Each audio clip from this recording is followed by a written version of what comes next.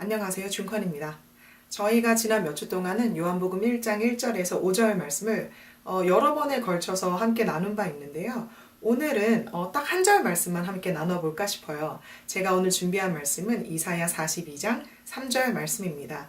이사야는 영어로는 Isaiah라고 읽고요. 그러면 이사야 42장 3절 말씀을 영어로 바꾸면 Isaiah chapter 42 verse 3 말씀이 되겠습니다. 그러면 함께 읽고 우리 독해를 시작해 볼까요? A bruised reed he will not break, and a faintly burning wick he will not quench. He will faithfully bring forth justice. 동네 교회 사람 준권. 오프닝 하는 동안에 한 번 더 읽어보셨어요?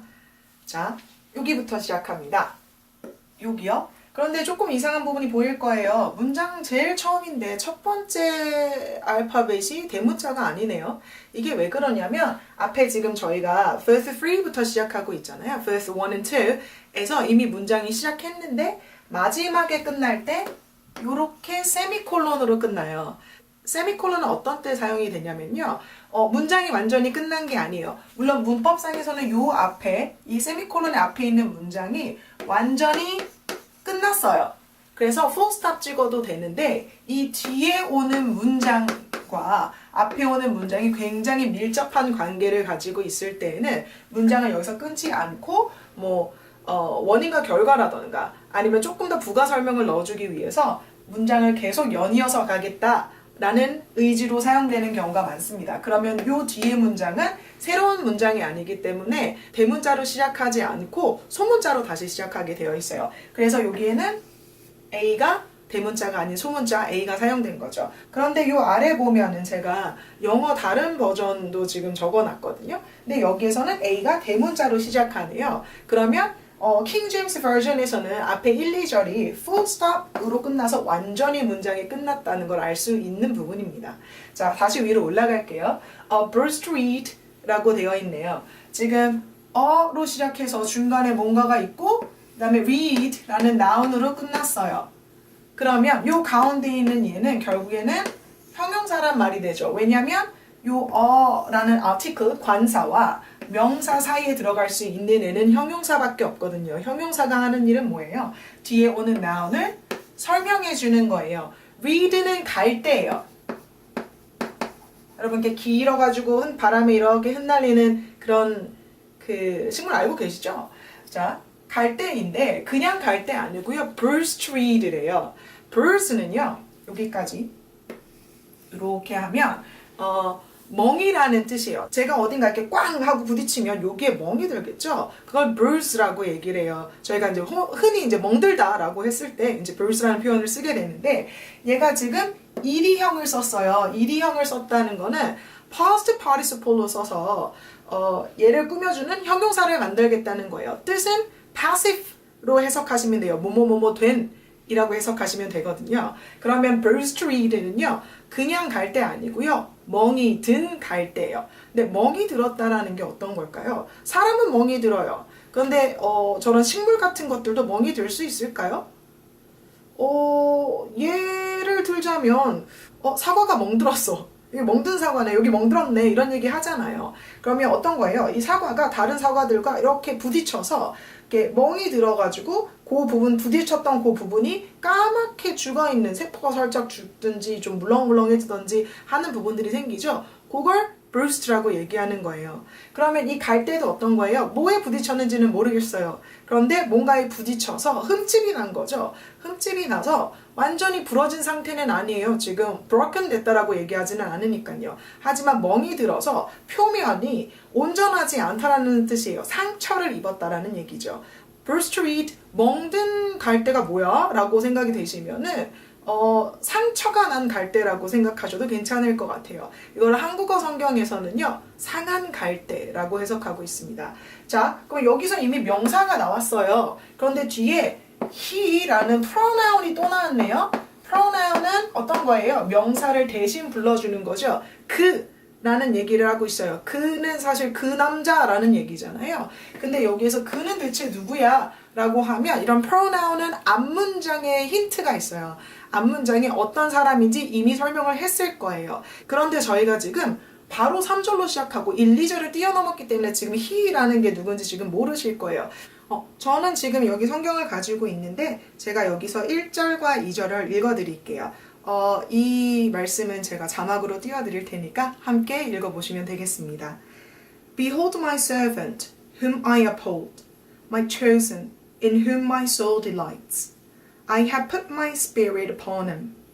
He will bring forth justice to the nations. He will not cry aloud or lift up his voice or make it heard in the street. 이렇게 나왔어요. 뭐라고 나오냐면요.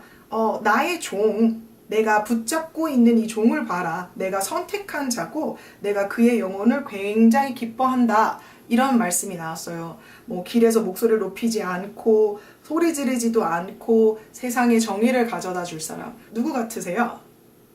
그쵸? 예수님이죠. 여기서 이제 he는 Jesus Christ 라고 생각하시면 될 것 같아요. 예수님이라고 생각하시면 되고요. 저는 그냥 계속 he라고 부를게요. 그분이요.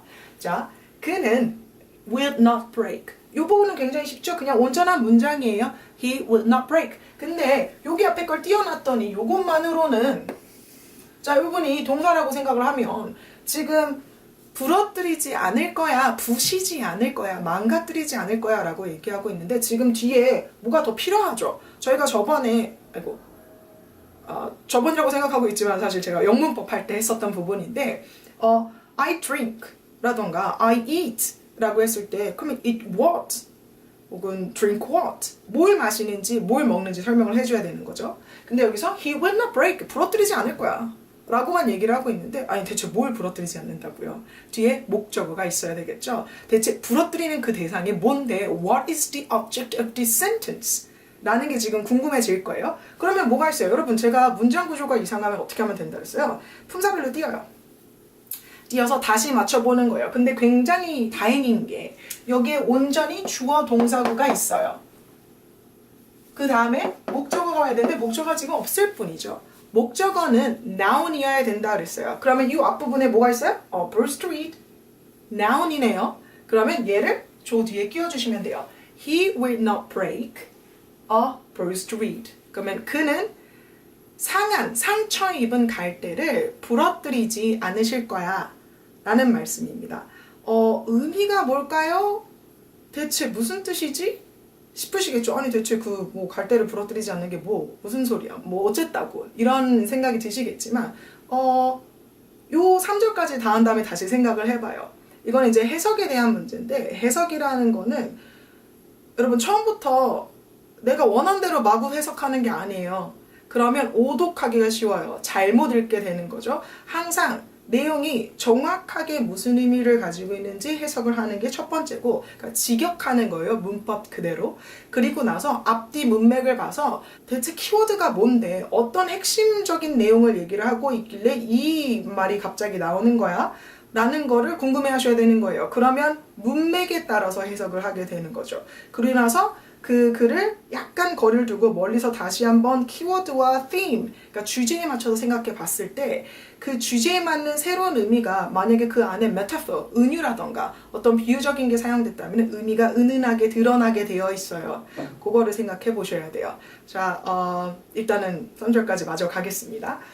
자, 그는 상한 갈대를 꺾지 않으실 거예요. 그리고 and a faintly burning wick. 이 문장도 위에 거랑 지금 문장이 굉장히 비슷해요. A faintly burning wick he will not quench 라고 되어 있으니까 이 뒤에 he will not quench 라고 하는 걸 끊고 이 앞에 오는 이 부분이 이 뒤에 오는 것의 목적어가 되겠네 라는 거는 이해하시겠죠? 자, 그럼 볼게요. 그럼 어느 것부터 볼까요? 저거 먼저 볼까요? He will not quench. quench라고 해요. 영문법 보신 분들은 제가 발음 팁 전해드린 적이 있는데 기억하시는지 모르겠어요. 이렇게 UE 이런 식으로 들어가면 이중 모음이에요. 두 개가 지금 모음이 붙어 있죠. 그러면 UE 두 개가 붙어 있으니까 쾌? 뭐 이렇게 읽나? 그러면 quench인가? 뭐 이렇게 생각하실 거예요. 근데 그게 아니고요. quench, 코이를 두 개를 이렇게 연음으로 읽으시면 돼요. quench라는 거예요. 뜻은 무슨 뜻이냐면요. 얘는 extinguish라는 뜻이에요. 여러분 extinguish 무슨 뜻인지 아시죠? A fire extinguisher 들어본 적 있을 거예요. 소화기라는 뜻이죠. 불을 끄는 장치예요. 그래서 quench라는 얘기는요. extinguish. 여기도 보세요. ue 붙여서 귀시 아니고요. guish, extinguish 이렇게 읽으셔야 되는 거예요. extinguish는 끄다 라고 얘기했어요. 불을 끄는 거예요. 같은 말로 어떤 단어가 있냐면요. put out 혹은 snuff out 이라는 phrasal verb도 있어요. 이 두 phrasal verb는요. 위에 있는 quench랑 같은 의미예요. put out, snuff out 둘 다 quench 라는 뜻이죠. quench는 사실 destroy라는 뜻도 있거든요. 근데 destroy라는 뜻만 있는 건 아니고 사실 satisfy라는 의미도 있는데 여기에서 이제 불을 끈다라는 표현으로 사용이 됐으니까 일단 그 의미를 알아두세요. 사실 snuff out이라고 해서 snuff는요. 그 불 심지 있잖아요. 까맣게 이미 다 타서 이제 꺼진 그 심지를 snuff라고 얘기해요. 그래서 snuff out 이렇게 얘기하면 불을 꺼버린다 라는 의미가 되는 거죠. 자, 그러면 he will not quench 라고 얘기하면 그는 불을 끄지 않으실 거야 라고 얘기했어요. 이 자체로 사실 저는 불을 이라고 얘기했으니까 목적어가 이미 나온 것 같지만 아니고요. he will not quench 그는 끄지 않으실 거야 라고 얘기한 거죠. 근데 대체 뭘 끄지 않는다는 거야? 라고 이제 생각이 들겠죠. 그러면 이제 앞으로 가는 거예요. A faintly burning wick 라고 되어 있어요. 자, faintly ly 붙었고요. burning 이렇게 붙었어요. 뭐예요? ly 붙은 애들은 adverb죠. 보통. adverb는 뭐 해줘요? adverb는 동사를 꾸며주기도 하고 형용사를 꾸며주기도 하고 adverb 자기 자신을 꾸며주기도 해요. 여기서는 지금 burning 앞에 붙어서 burning을 꾸며주는 거예요. burning은 형용사거든요. 얘는 뭐예요? 위에 있는 이 burst가 past participle로서 형용사가 돼서 상한, 닫힌 이라는 의미가 멍이 든 이라는 의미가 됐다면 burning은요, burn은 불이 타는 거잖아요. burning 해서 ing가 붙으면 요거는 present participle이에요. present participle은 ing가 붙으면 뭐뭐뭐 하고 있는 이라는 현재형인 형용사가 되는 거예요. 그러면 burning wick 하면은 타고 있는 wick인데요. 일단은 요거 먼저 설명할게요. 타고 있어요. 근데 어떻게 타고 있냐면 얘가 얘를 꾸며주고 있으니까요. 어떻게 타고 있어? 라는 설명을 하고 있는 부분이잖아요. faintly의 faint는요. vague 하다라는 의미예요. 혹은 unclear, indistinct 라는 의미를 갖기도 해요. 제가 지금 말한 요 단어들의 뜻은 vague는 애매한 이라는 뜻이고요. unclear는 아시다시피 명확하지 않은 이라는 의미고요. 그 다음에 indistinct라는 거는 얘도 명확하지 않은, 구분되지 않는 이런 말이에요. 그럼 그게 무슨 의미냐면 faint라는 거는 barely perceptible 혹은 hard to smell, hard to see, hard to hear 그러니까 듣거나 보거나 혹은 뭐 냄새를 맡거나 하기가 쉽지 않은 거예요. 애매하고 희미해서 놓칠 것 같은 그런 것들을 faint하다라고 얘기해요. 그럼 faintly라고 하면 희미하게, 애매하게, 명확하지 않게 이런 의미가 되는 거죠. 그런데 faintly burning이래요. 그러면 faintly burning 하면 그럼 이제 타기는 타는데 막 활활 타는 거겠어요? 아니에요. 타고 있기는 한데 되게 희미하게 타오르고 있어서 지금 꺼질랑 말락 하는 약간 요런 상태를 faintly burning 이라고 얘기하는 거예요. 희미해요. 불이 지금 되게 밝지 않고 꺼져가기 직전인 거죠. 뭐가요? weak가요. weak는 명사예요. 무슨 뜻이냐면요. 심지예요. 여러분 심지 어떤 건지 아세요? 예전에 저희 알코올 램프 같은 거 생각하면 이렇게 요렇게 생긴 거 안에 이렇게 심지가 요렇게 들어있어서 요 안에 요렇게 오일이 차 있으면 얘가 이 코드를 타고 올라가서 타잖아요. 그죠? 그러면 이제 this is a cord that conveys liquid through. 그게 바로 요 wick이에요. 얘가 요 가운데 거 있죠? 요게 wick인 거죠. 근데 요 심지에서 불이 타오르는데 되게 희미하대요. 제가 지금 알코올 램프를 그렸지만 이 성경이 쓰여진 당시에는 알코올 램프 뭐 이런 거 아니고요. 등불이었겠죠. 그죠? 그래서 등불에서 불이 타는데 그게 밝지 않아요. 희미하게 약간 꺼질 것 같은 그런 등불이었던 거예요. 그런 등불을요. He will not quench. 끄지 않으신대요. 지금 애매하게 이렇게 꺼질랑 말라 하고 있어요. 이게 다른 성경에서 뭐라고 얘기하고 있냐면 flickering candle 이라고 얘기하기도 하더라고요. flickering 하면은 이제 깜빡깜빡 하는 거예요. 불이 이렇게 밝게 하는 게 아니라 왜 촛불이 이렇게 바람이 이렇게 꺼질 것처럼 이렇게 플럭플럭 하면서 그 깜빡깜빡 하는 거 있잖아요. 요거를 flickering이라고 얘기해요. 이제 candle이라고 얘기한 게 그 불, 촛불 얘기하는 등불 같은 거 얘기하려고 그렇게 얘기한 거겠죠. 같은 의미예요. 그런 심지가 있는데 그거를 he will not quench. 끄지 않으신대요. 자, 대체 심지 꺼져갈락말락 하는 심지를 끄지 않는다는 건 무슨 의미지? 왜 안 꺼? 아니 꺼질 것 같으면 그냥 끄면 되지. 이런 생각이 드실 거예요. 조금 더 생각을 해봅시다. 근데 저 뒤에 요게 있어요. 요거 세미콜론이에요. 제가 아까 맨 처음에 시작할 때 했던 말 기억하고 계신가요? 언제 쓴다 그랬어요? 여기서 끝내도 돼요. 문장이 완벽하니까. simple sentence 하나 있고 and로 연결하고 또 simple sentence 있고 full stop 당연히 찍어도 되죠. 근데 저 세미콜론을 붙였다는 얘기는 아직 할 말이 남은 거예요. 이 앞문장과 뒷문장, 그 세미콜론을 중심으로 해서 앞문장과 뒷문장이 굉장히 긴밀하게 연결이 되어 있어서 뭐 때로는 인과관계가 될 수도 있고요. 앞에 한 말을 다시 얘기하는데 똑같이 얘기하지 않고 좀 다른 방식으로 부가 설명을 해줄 때에도 사용하기도 해요. 자, 그러면 지금 요 말이요. 이게 그러니까 어떤 얘기냐면 무슨 얘기를 하려고 그러냐면 요거에 대한 어떤 부가적인 설명, 조금 더 자세하게 설명해주는 부분일 수도 있어요. 이거 대체 무슨 소리야? 라고 생각했을 때 이 뒤에 거라는 얘기예요. 볼게요. 자, 이런 말이 있어. 이렇게 한다는 게 어떤 거냐면 He will faithfully bring forth justice 라고 얘기하고 있네요. 자, he는 여전히 예수님이에요. He will faithfully 자, 여기 ly 붙은 거 여러분 아까 여기 위에 거랑 똑같네요. adverb예요. adverb는 제가 꾸며주는 것들이 어떤 게 있다 그랬어요. 형용사도 꾸며주고 또 동사도 꾸며주고 adverb 자기 자신도 꾸며줘요. 근데 여기 지금 뒤에 보면은 여기 조동사 있고 bring forth가 있네요. 동사 꾸며주고 있어요. bring forth 하는데 어떻게 bring forth 하냐면 faithfully 한다는 얘기예요. faith는 믿음이죠, 여러분. faithful 하면은 신실한 이라는 뜻이에요. 성실한 이런 뜻이에요. 근데 거기에 ly가 붙었으니까 성실하게, 신실하게 라는 얘기인데 아니 성실하게, 신실하게가 대체 무슨 의미야? 뭐 성실한 거 아시잖아요. 끊임없이 하는 거죠. 꾸준히 지치지 않고 계속하는 거. 이게 성실한 자세예요. 그렇죠? 근데 이제 이게 어떤 의미냐고 생각했을 때 보면 어떻게 생각하면 좋을까요? in a loyal manner 이렇게 생각하시면 되겠네요. 어떤 식으로 하는 거냐면요. bring forth 하는데 loyal manner, loyal하게 한대요. 그러니까 이 manner, in a manner 하면 이런 식으로 라는 얘기거든요.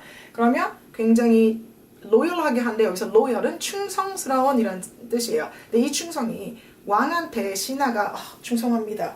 뭐 이런 의미로도 사용될 수 있는데요. He is my loyal friend. 이렇게 얘기하면 걔는 내 충성스러운 친구야 아니고 얘가 나한테 친구인데 충성할 리가 없잖아요. 그게 아니라 나를 배신하지 않을, 나를 전적으로 믿고 내가 하는 일에 대해서 의심하지 않을 그 친구에게 가지고 있는 기대를 저버리지 않을 그럴 loyal, 굉장히 충성스럽고 믿음직한 친구야 라는 얘기예요. 그러면 여기서 faithfully도 기대를 저버리지 않고 언제나 동일하게 변함없는 모습으로 꾸준히 그렇게 할 거야 라는 의미가 되는 거죠. 뭘요? bring forth를요. bring forth는 이거는 사실 조금 archaic and it's old-fashioned English예요. 조금 오래된 말이에요. 조금 고풍스러운 표현이에요. 어떤 의미냐면요. 아이고 여기 등불이 예쁘게 그려져 있네요. 여기다 쓸게요. supply, 제공하다. 혹은 produce. 아이고 씨를 빼먹었네요. produce, 생산하다, 만들다 이런 뜻이죠. 또 어떤 뜻도 있냐면요. give birth, 그러니까 아이를 낳다? 라는 뜻도 있어요. 그래서 bear도 낳다라는 뜻이거든요. 그 뜻도 같이 가지고 있어요.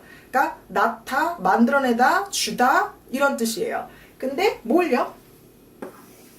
justice를요. 정의를 낳는다 라고 얘기하면 정의를 낳는다? 신실하게 끊임없이 굉장히 로열하고 충성스럽게 우리의 마음을 저버리지 않는 식으로 정의를 만들어내신다? 이게 한국어 성경에서는 베푸신다 라고 해석을 하더라고요. 되게 좋은 표현인 것 같아요. 그러니까 그는 정의를 신실하게, 성실하게 베풀어 주십니다. 그러면 이런 생각이 들겠죠. 아니 여기서 갑자기 저스티스가 왜 나와? 위에서 그가 한 일이라고는 그 받침 갈 때 꺾지 않는데 그리고 꺼져가는 이렇게 흐느흐느 이렇게 꺼져가는 등불을 끄지 않는데 그거랑 저스티스랑 대체 무슨 상관이야? 라고 생각하시겠죠. 일단 직역한 거였잖아요. 근데 상관이 있어요. 상관이 있으니까 세미콜론 쓴 거고요. 연결이 되어 있다니까요. 그리고 여기서 말하는 a burst reed와 faintly burning wick은요. 메타포예요. 메타포는 여러분 은유죠. 은유 뭔지 아시죠? A라는 것과 B라는 것이 되게 다른 거예요. 다른 사물이고 다른 개념이고 다른 것이에요. 그런데 이 둘 사이에 something in common. 그러니까 they have something shared quality. 그러니까 이 둘 사이에 비슷한 점이 있는 거예요. 어떤 특성이 양쪽에서 둘 다 공유되고 있어요. 만약에 제가 물을 엄청 마시는 사람이라고 칩시다. 물 많이 마시는 동물 여러분 뭐 생각하세요? 그 왜 상품으로도 있잖아요. 물 먹는 하마. 그죠? 그러면 쟤는 하마야. 이렇게 얘기하면 왜 저랑 하마랑 비교했겠어요? 뭔가 비슷하니까요. 뭐가 비슷한데요? 제가 물 마시고 있는 장면을 보면서 쟤는 하마네 하마야. 이렇게 얘기하면 제가 물 많이 마신다는 얘기잖아요. 그게 메타포예요. 둘 사이의 연관관계를 찾으셔야 돼요. 자, 그러면 여기서 read는 갑자기 생뚱맞게 나온 이 read. 갑자기 생뚱맞게 나온 이 심지, weak. 이게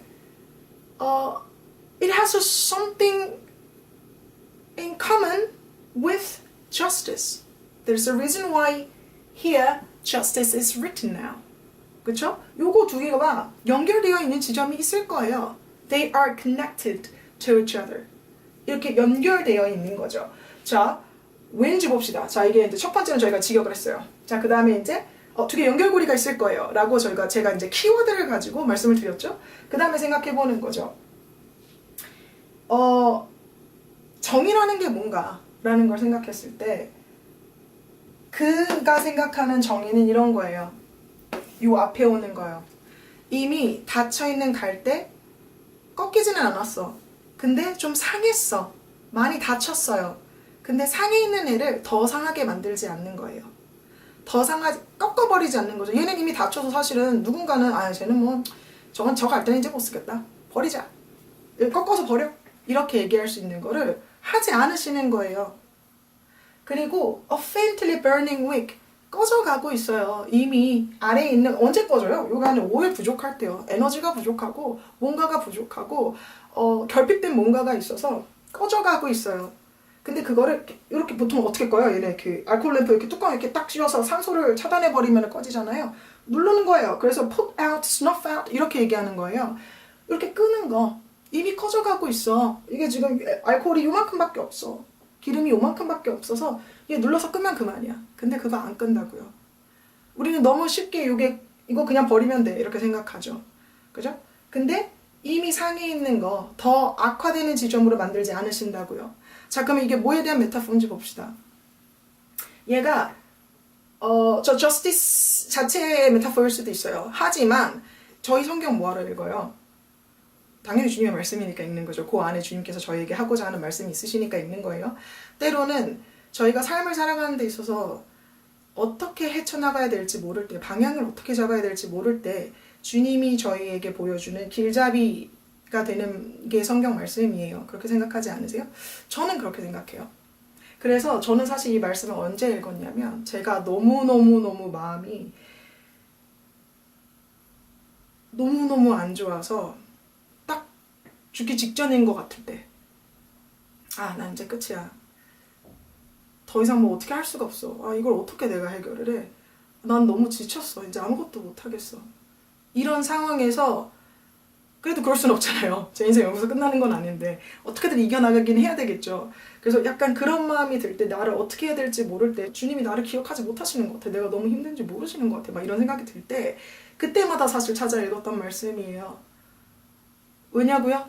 저는 이 burst reed의 메타포가 저라고 생각했거든요.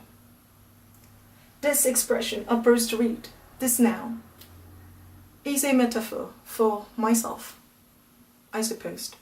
I believed. 저는 그렇게 생각했었던 거예요. 이게 저라고요. 나 멍들게 맞았어요. 어디선가 막 여기저기 뭐 세상에 다치기도 하고 사람의 말에 다치기도 하고 상황에 다치기도 하고 너무 다쳐서 이미 상했어요. 아, 나 이제 못 쓸 인간인가 봐. 이제 너무 다쳐서 아무것도 못 하겠어. 나 이제 끝이야. 근데 왜 주님은 저를 기억하지 못하세요? 라고 했을 때 He will not break. 꺾지 않으신다고요. 그분은 저를 그 상황에서 꺾어버리거나 버리지 않으세요. 그걸 원하시는 분이 아니에요. 나 지금 죽을 것 같아서 지금 기름 다 떨어져서 연비 좀 안 좋은 사람이거든요. 저 여러모로. 에너지도 좀 부족하고요. 그런 사람인데 끄지 않으신다고요. 그러니까 너 이제 일단 기름 다 끝났네. 꺼. 이렇게 하지 않으신다고요. 그게 주님의 정의라고요. 저를 버리지 않고 제가 그 상황을 타파할 수 있게 저를 다독이기 위해서 격려하면서 내가 I will bring forth justice.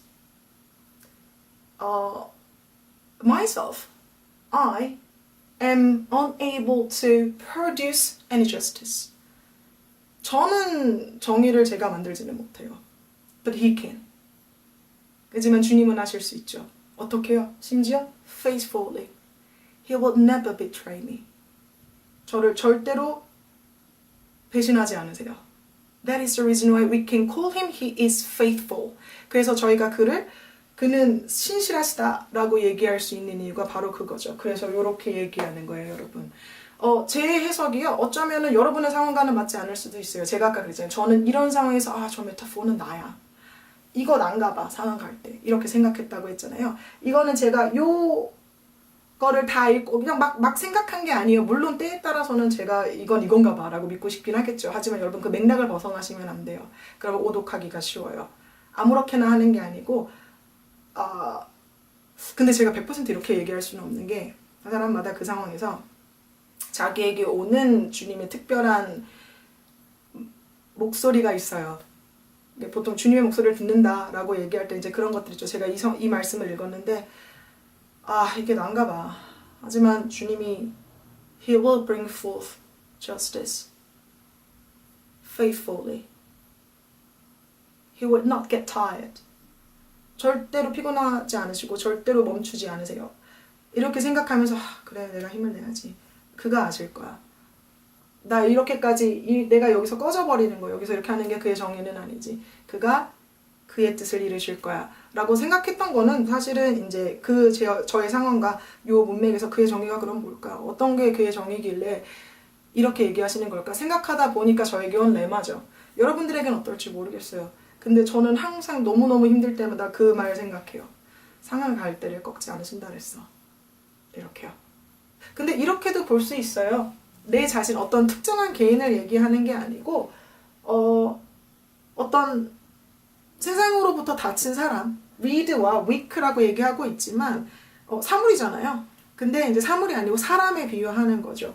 bruised man or woman 이라던가 아니면은 이제 그 tired person 그러니까 다친 누군가, 아픈 누군가, 힘이 빠진 누군가 이런 어떤 불특정한 누군가를 주님께서 해치지 않으시고 더 이상 상하게 내버려 두지 않으시는 거.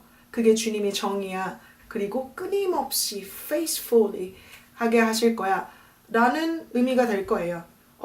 이게 그러한 사람을 얘기한다라고 생각하는 거는 제대로 된 해석에서 크게 벗어난 건 아닐 거예요. 근데 이게 나야. 이게 너야. 이렇게 얘기하는 건 이제 그때 상황상에 맞춰서 내가 괜찮은 상황에 제가 만약에 마음이 굉장히 편안하면 이거 봤을 때 이거 저라고 안 느껴요.